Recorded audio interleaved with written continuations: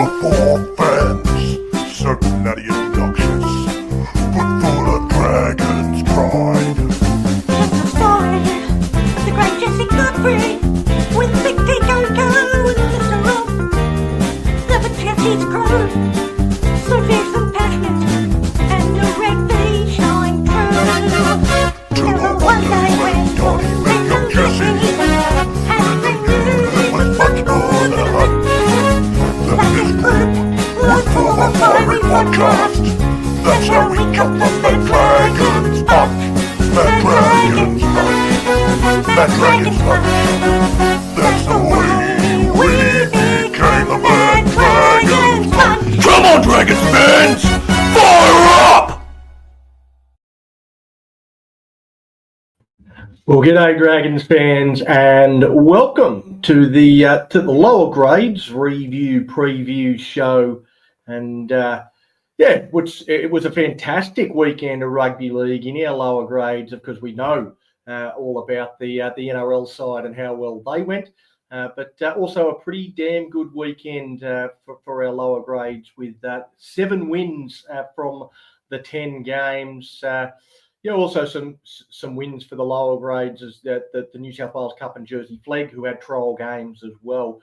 We will start with the oldest of the teams, the most senior of the teams, and that's the New South Wales Cup side. We'll start there and work our way down. It was an interesting three-way battle on Sunday. The first half of the game was against South, where we started with this beautiful pass to put from Cody Ramsey to put Ben Rumble away, and then Rumble drew the fullback, gave it to Corey Allen, a try in his first hit out since doing his knee.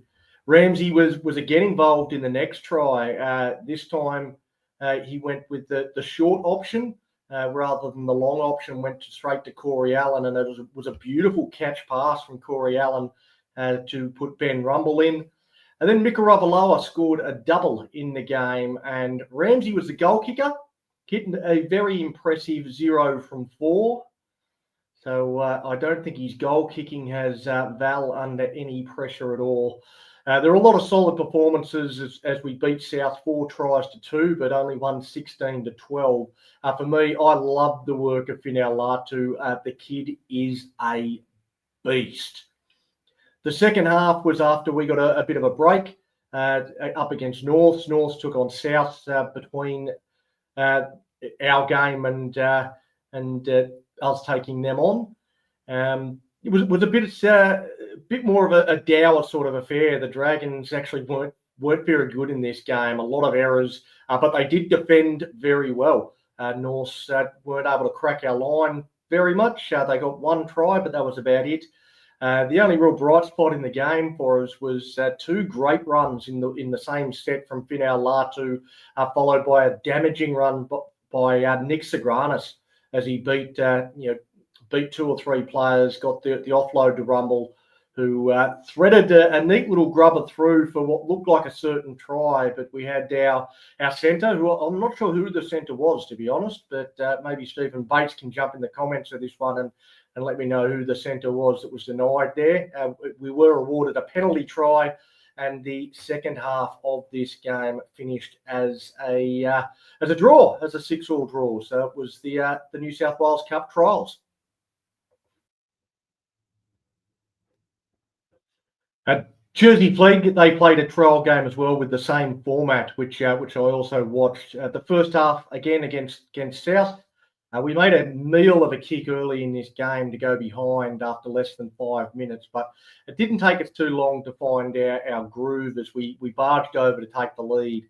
Then it was a nice kick in behind, saw us extend as we started to look comfortable, but South found a try from the scrum, and then another long-range try to take the lead with 10 to play.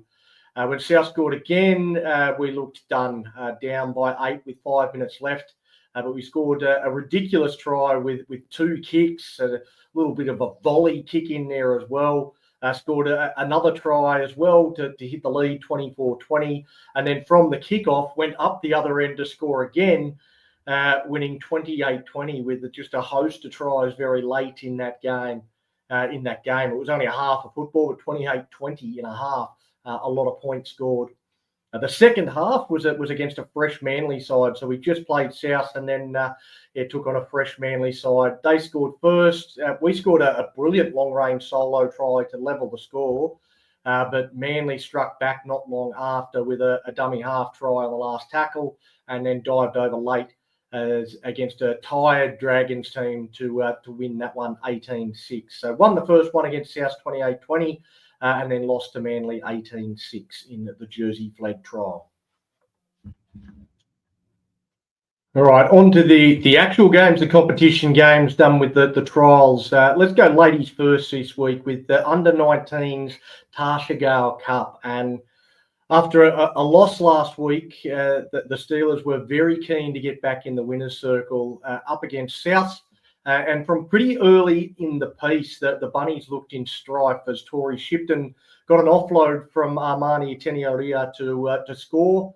And then Captain Maria Paseka sliced through to score. And when Shipton completed a double, the contest looked over. It was just a matter of how much the Steelers would win by. South, they amassed 46 missed tackles with quite a few on Billy Va'a in that run that you just saw there, her long-range try that made it 22-0 at half-time. Second half, it would still need to be addressed by the Steelers as they only completed at 61%, which they won't be able to afford to do that against the better teams. But perhaps the try of the day was this one here in the second half as April Gray got a bit of an around the corner pass to Tori Shipton, who gave it on the big Soraya Pale, and she set sail for the line, and not for a second does she look around to try and draw and pass and give Shipton her hat trick. She just barrels over the top of the fullback, showed good speed as well to score.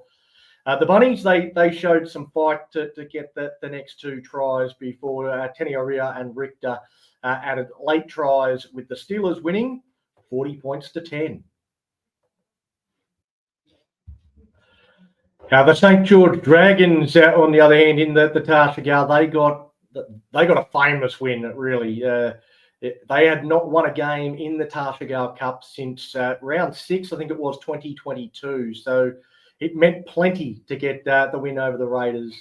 The Raiders, they made an error in their first set of 6. The Dragons wasted no time getting on the board. It was twin powerful run from Karmanu Lee Dennis and Lalita Chris that stretched the Raiders. And then from there, it was a simple dummy half dive from Aaron Sheehy gave us a 6-0 lead after 1 minute. The rest of that half, though, belonged to the Raiders. They scored the next 2 tries to head to Oranges up 10-6. The Dragons, they hit the front with a similar try as a strong charge from Dennis set up Marinda Mihajlovic.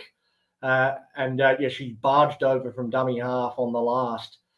Dennis, who had been instrumental in the first 2 tries, scored one of her own with a nice little set play with Charlie Pitstock running a great decoy off Mihajlovic. And the Dragons were victorious, 18-10, as we watched the try that got us the win. And the first win since 2022. So they were pretty damn happy about it. Why wouldn't you be?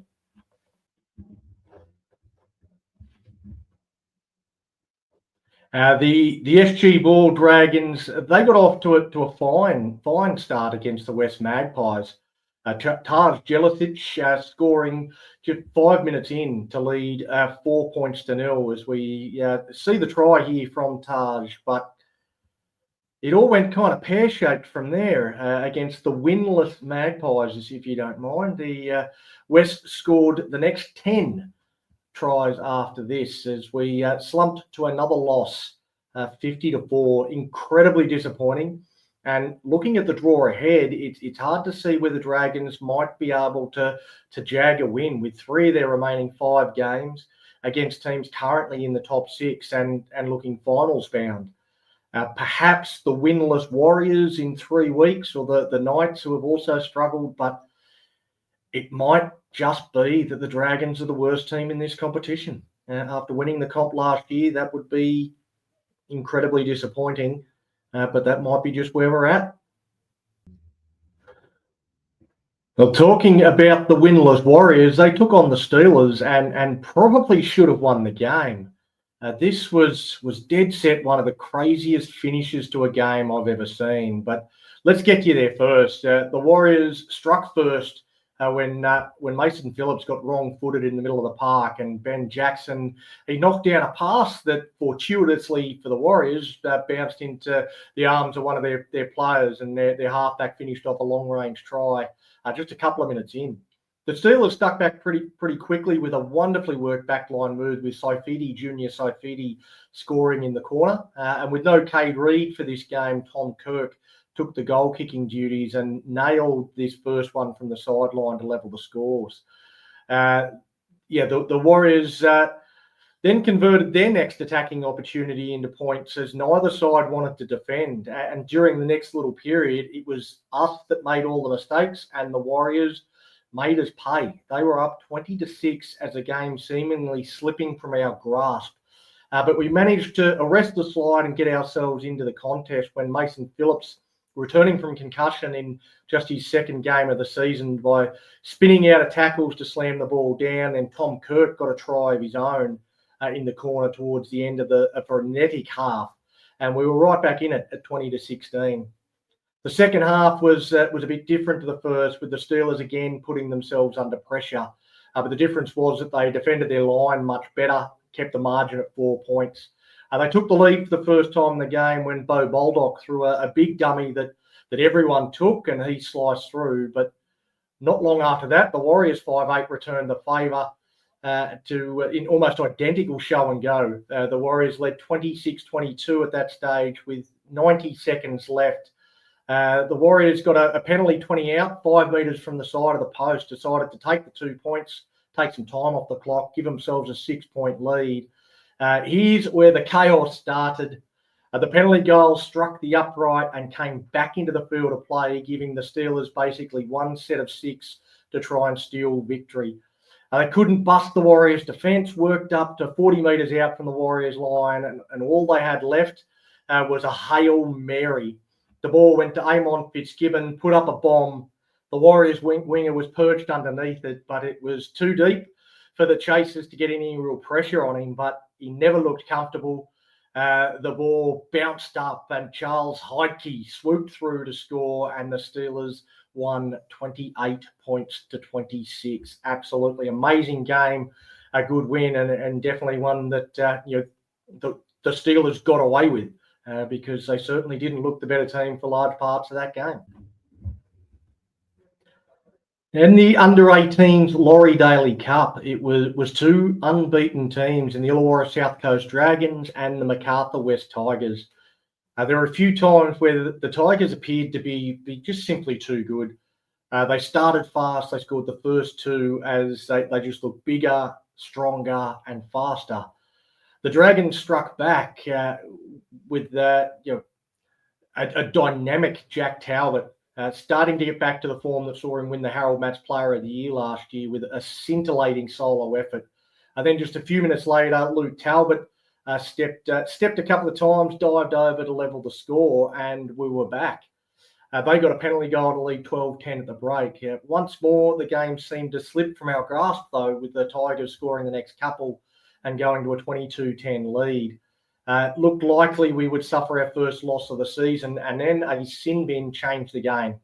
Archie Wheeler scored in the first set after the Tigers player was sin binned. Then Flynn O'Mara scored to level the score with not long left. The Tigers then got down into good field position, put up a bomb that was contested. Jack Costa came down with the ball and somehow found himself behind the Chasers and in space. He sprinted 95 metres, showing plenty of pace to outrun the cover and score the match winner as we won 26-22. And here is the run from Jack Costa. Look at him go. The cover looks like it should get him from there, but he just finds another gear and gets away from the cover defence. And that's the match winner. The Illawarra South Coast Dragons remain undefeated.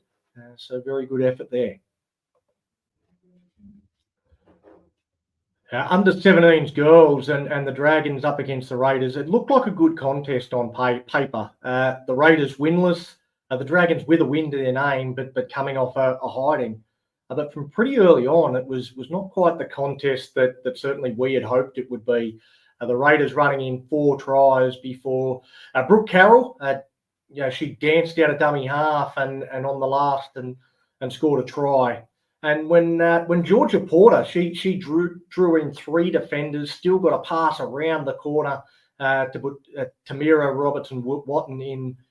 We're still in the game at 18-8, but that hope was pretty quickly extinguished in the second half with the Raiders piling on 8 unanswered second half tries as they came away with a win, 60 points to 8. We'll have a look at this try to Robertson-Watton, and we'll move on pretty quickly from this one.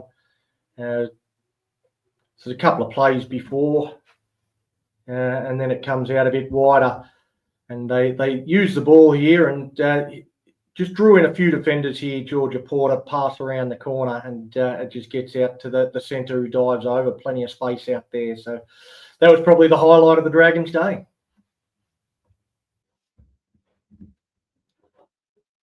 The Steelers girls, however, they might have gone a little better against South as they ran in 12 tries to win 60-0. Hallie Barrett got the first just over a minute in, and after a break from Ella Greets. Then Mia Davis finished off some good work from Ella Churchill. Menawajan Tokere got the next, followed by Churchill getting one of her own. The tries kept coming with Charlotte Nicholson backing up a long run from Barrett. Shyla Mitchell, she went straight through some paper-thin defence from a kickoff to score, and Mia Davis got a second from a great pass from Churchill to make it 36 points to 0 at the break. But the Steelers were absolutely merciless, continuing on in the second half with Barrett continuing a fine game with a break that led to Nicholson's second. Layla Poto got a well-deserved try running off the hip of Anissa McHugh. A scrum move saw Greets put Soroya Ramone in the corner. Michaela Hardy, who scored 1,000 tries last year, but has found it difficult going so far this season. She got across for a rare 2025 try before Mia Davis completed her hat-trick after a break from Sky Spencer to round out the scoring. And just overall, just a fantastic win, big win. I just want to have a look at this paper-thin defence that the Steelers go through here, just straight through, and dashes away to score. Never looks around, never looks back. Just takes the fullback on and races away for a very good try there for Shyla Mitchell in the 60-0 hammering of the South Sydney Rabbitohs. Under 17s boys and the St George Dragons went in with some hope against the winless Raiders, but I said in last week's preview that I thought the Raiders were better than their ladder position suggested. The teams traded tries in the opening 10 minutes with Canberra scoring first, but the Dragons struck back when Charlie Jones in this little play here dribbles a grubber through that sat up nicely for Jack Lambert. The Raiders, though, they scored the next couple to lead 16-6 at the break. Then 3 tries in 10 minutes after halftime, and the game was over. The Dragons, they got the last 2, but it was far too little too late with Stephen Tamasiu and Iverson Pulga, our try scorers. But, went down in that one against the Raiders.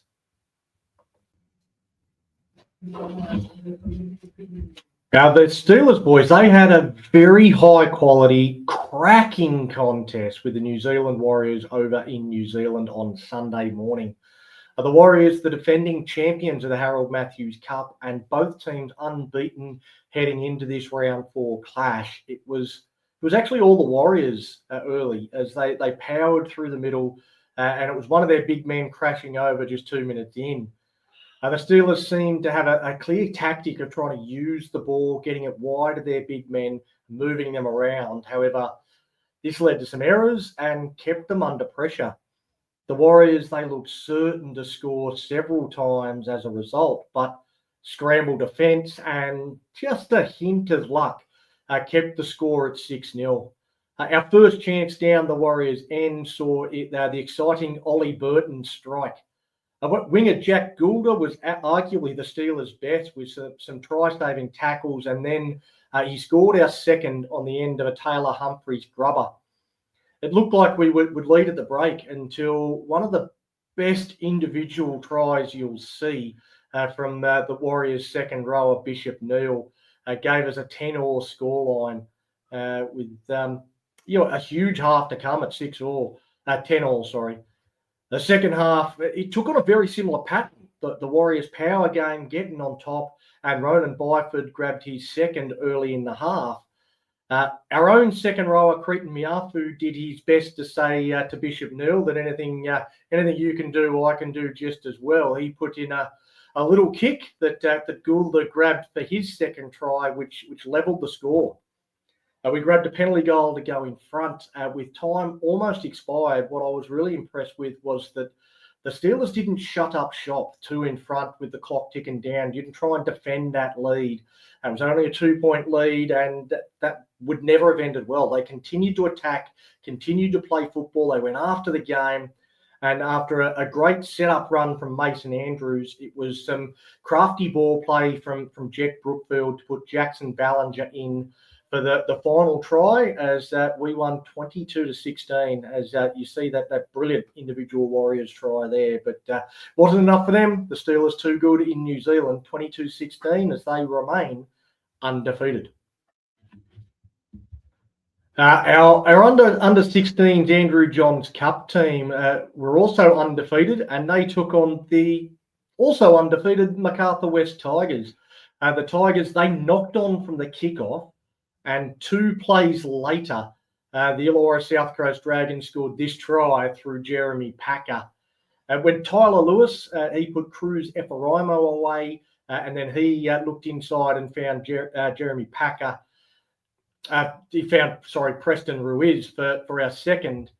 It looked like we were just going to be a class above the Tigers, but the Tigers, to their credit, they stayed in the game, stayed in the hunt, and they barged over just before half-time. They got another just after half-time with us kicking a penalty goal in between, and we only led by 2 points. From there, it was an incredibly tense game. The Tigers, they had a number of chances to take the lead, but our boys held them out. It was very good defence, very gritty. And with the clock against them, the Tigers, they tried a little chip kick that was picked up by Preston Sager. He beat some average defence and sprinted away to lock up a 20-12 win that, well, it wasn't quite as comfortable as it looked. But 20-12, and the Illawarra South Coast Dragons, they remain unbeaten as well. So some really good results there. So there you have it. That wraps up the review of last weekend. Plenty of games to get through, I know, but also some great results. The Dragons Club, their juniors going quite well in a number of the grades. There's some challenges, particularly at the St George Dragons side of the draw. They're not going so well, but the Illawarra South Coast Dragons, Illawarra Steelers, they're going very well, very competitive across all of the grades. We move now into the preview of this weekend's action, and we'll start as all the games are on Saturday. We'll kick it off those 10 a.m. on Saturday. First game of the weekend at Ron Costello Oval in Shell Harbour, where the Illawarra South Coast Dragons, their Andrew Johns Cup team, take on the Newcastle Maitland Region Knights. Now, both teams head into the game 3 from 3 to start the season, and I tell you what, this competition, sometimes it is really unfair. It's split into South and North, so you play every team in your division, and then you play one team from the other division. This is the team we play from the North, and they're unbeaten, while our biggest rivals, who we beat last week in the Macarthur West Tigers, they take on the winless North Coast Bulldogs from the North Division. Still, I guess if we want to win the competition, we have to beat the best teams, and the Newcastle Mob will be another great test of where this team is at. A bit of a shake-up to our three-quarter line with last week's hero, Preston Sager, and also Jeremy Packer out, as well as Carl Parr, with Israel Smith getting his first chance for 2025, while Charlie Lips returns to the side, as does Cullen Cooney. Cooney's been up with the match team the last few weeks as an underage player, a very, very talented bloke to be able to bring back into the side. So they'll be even stronger for this one than they were last week. For the 10:30 a.m. kickoff, we head to Cogra, where the St George Dragons take on the West Tigers in the Lisa Fiola Cup. The Tigers, they're 2-2, and I guess in the hunt for finals, while the Dragons have dropped into last spot despite getting their first ever win in this competition. Heavy defeats in the last fortnight show that there's still plenty to work on for the girls. I wouldn't be heading into this game with any confidence that the Tigers beat Canberra in round 2, 40 points to 6, while we lost to them last weekend 60-8. So you follow that form line, and this could be ugly for us.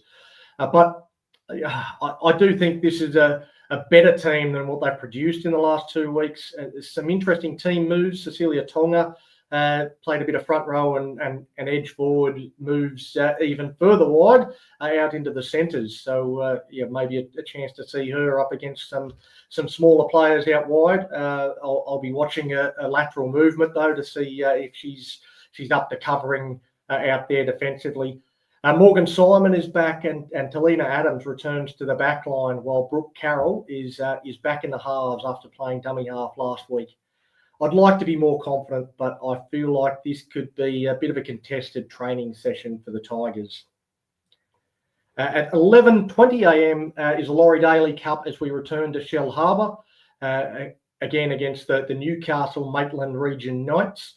And they're not quite as good in the under-18s competition. They're just 1 from 3 so far, while our Illawarra South Coast Dragons are currently unbeaten.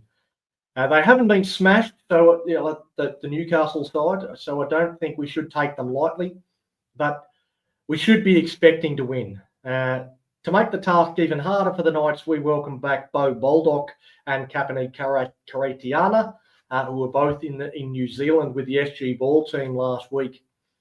We've kept classy 5'8" Luke Butler in the side on the bench. It will be interesting to see what role he plays, with O'Mara and Anthony likely to share the dummy half duties. I guess he comes on as an extra ball player at lock at some stage, but that'll be something to keep an eye on in terms of how they're going to use Luke Butler. But he deserves his spot in the 17. They had to find a spot for him there somewhere.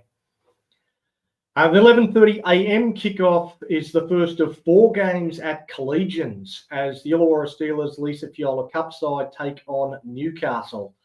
The Knights seem a decent team in this competition, having won back-to-back tight games in the last fortnight after getting hammered and doing some hammering in the opening fortnight. So it was 2 opposite ends of the spectrum in their first 2 games.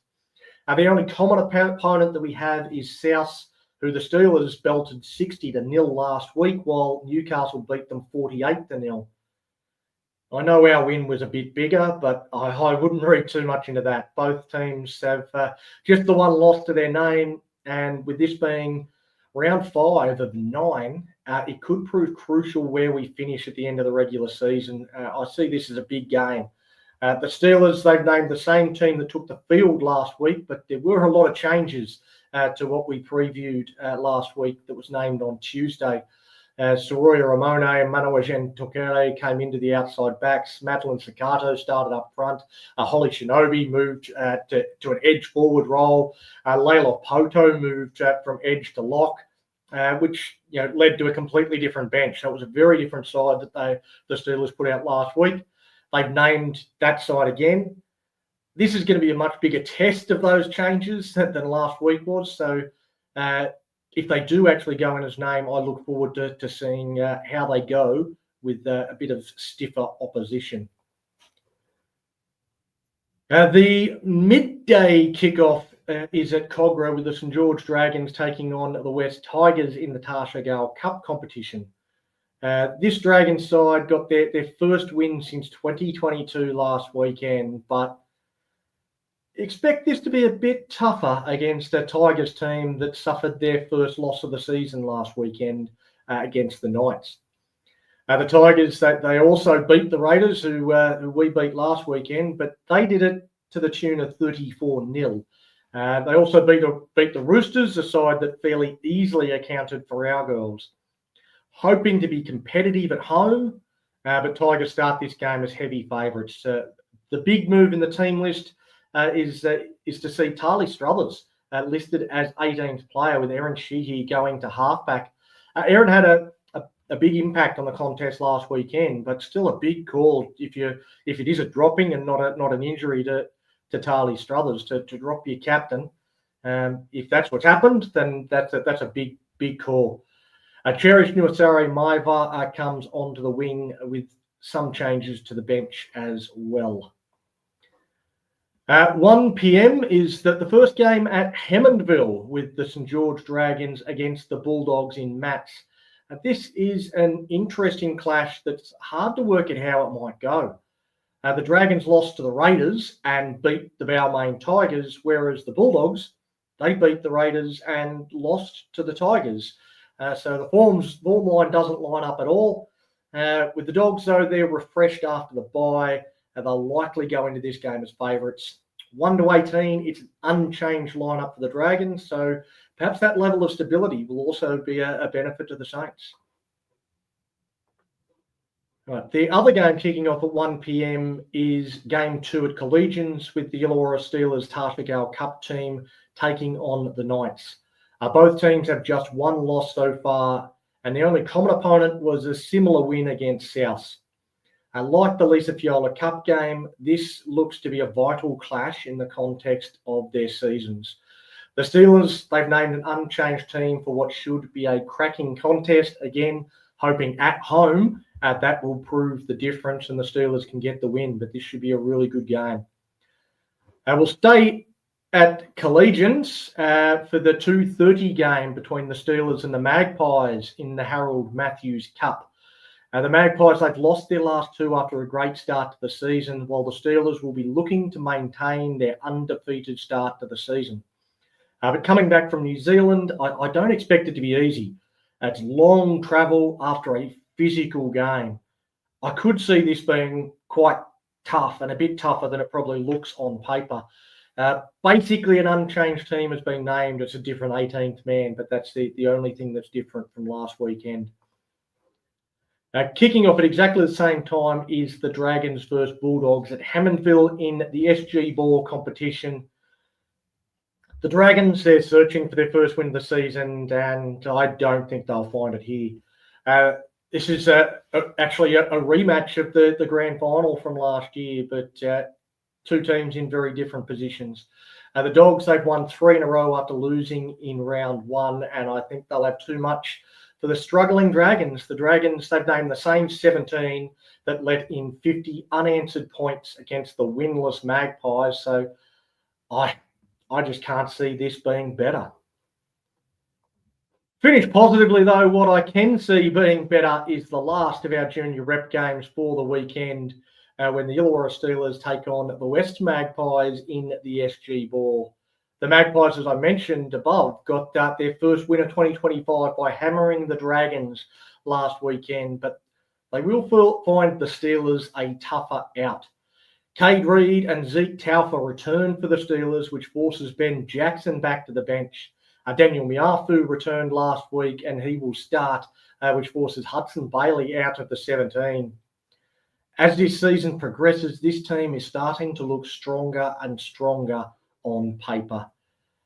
So 10 games all up. There are certainly some games I'm not very confident in at all. And there are, some other games where we could win, but I expect it to be very competitive. I'd like to win 7 from 10 again, like we did last weekend, but I'm confident we can win at least half of the 10 games that we are involved in. The Mad Dragons podcast, we've got a big NRL season preview show on Saturday from 6:30 p.m.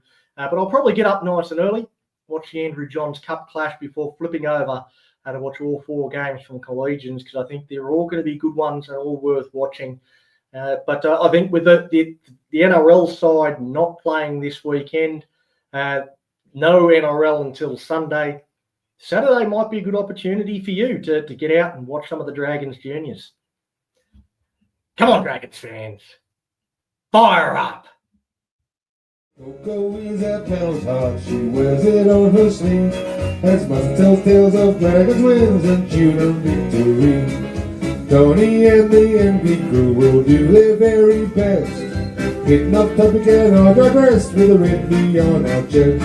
The Mad Dragon podcast is a sheep of frog runnery. Navigating rants down rabbit holes in the land of big red bees. And so our peddlers sweep the tales and our prince is our dreams. The Mad Dragon podcast.